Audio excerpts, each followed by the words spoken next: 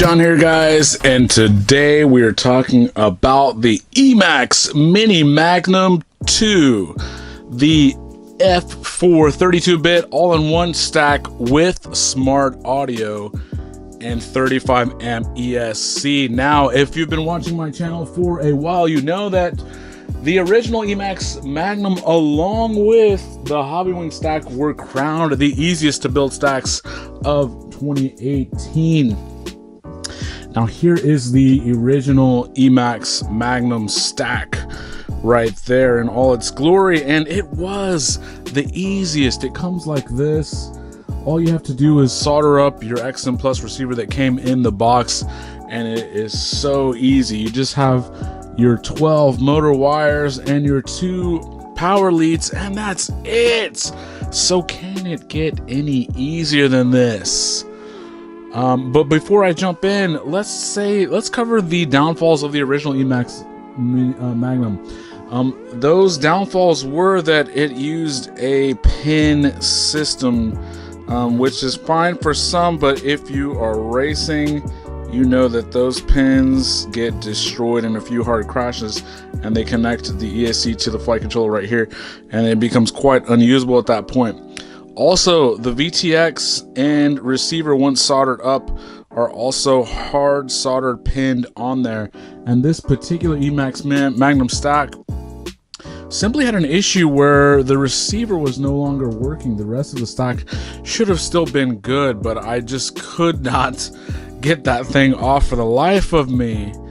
And now some other people, Ferrari, said that that's no problem, but let's worry about that no more and dive into what you get with this new version. So like the original Magnum, you get a dipole antenna, you get an SMA adapter to run a stubby, you also get a XT60 power connector in there, and it's very nice that you get the connector plus the wiring plus options for taking different antennas. Now let's pull the stack itself out very quickly and go over the size difference.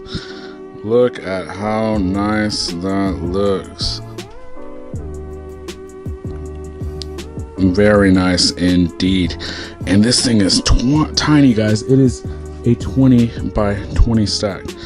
So let's put them both right next to each other. Now, as you're seeing the difference in size between these two, think about all of the weight you're potentially saving here, which is really nice. So let's take a closer look at this thing.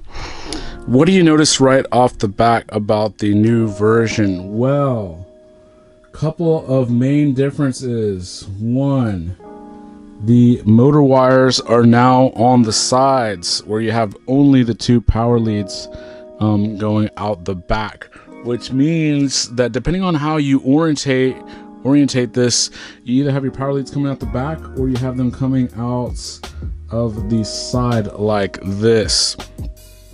Now let's make another note. There are a lot of people right now that are using this Mini Magnum ESC along with other 20 by 20 flight controllers like the Heli Nation Talon F4, which is also a great combo.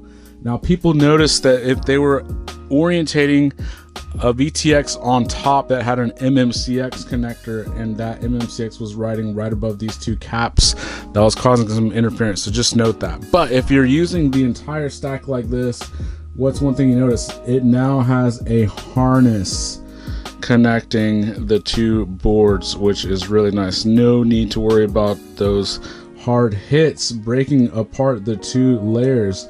Very nice indeed. What else do you notice right off the bat? The VTX is installed in much the same fashion. It is hardwired on there with pins, but it shouldn't be too terribly difficult because they left a joint right there that you could snip off if you had to. Now, this is capable of smart audio, which is a really cool feature. I don't believe the last or the original Emax Magnum stack was not. So if you're running a potted frame like the Campfire CF1, which I like to run, you really don't have great access into there. So smart audio is a must. So that is now included in this VTX. Now it is the old UFL connector, so keep that in mind. It is not MMCX, but for something so small, you should be able to secure your SMA. I'm going to use a stubby when I build this up, and not a regular axis, so that there is less flex on that cable inside my pod or canopy right here. Now, some other nice features that remain consistent throughout the Emax Magnum line, and that includes the smaller Mini Magnum stack that is in the Baby Hawk R, is that they all have beepers built in. That is a feature I have not had on any of my race quads in quite some time. A welcome feature that anybody that knows when you're racing in areas that are safest for your quad, i.e. grass, you are always in danger of a crash in which your quad disappears in that grass. So keep that in mind. The beeper is already pre-installed. Awesome. What else do you notice about this? There are a couple of very it looks like those are some very bright looking LEDs, much larger than your standard LEDs that come on boards. So I'm guessing this is going to be very bright, and I don't know why this stupid camera. So I switched cameras yet again, guys. This is the Sony A7, and the autofocus is killing me to death. So anyway, what else do we notice? The dual caps installed on the board. What a quad setup in which I don't have to install a cap, put some heat shrink, find somewhere on an ARM or an XT60 or one of those weird little pluggy things to find a place to put your cap. Dual small caps on a 20 by 20 board. This thing can run 2S through 6S, and yes, you bet your life I'm going to be running 6S on this. Now, notable other features about this, perhaps it is a bug and not a feature, is that it is not compatible with TBS's Crossfire system. So if you are a Crossfire Team Black Sheep user, just forget about that. Supposedly there is some very difficult way that you can modify the flight controller in order to do that, but really not worth it, guys. If you want to use Crossfire, I suggest you get the ESC board and mate it with the Heli Nation Talon like I mentioned before. This should be so easy to build up. So look forward to this. I'll post any updates once I actually get it installed.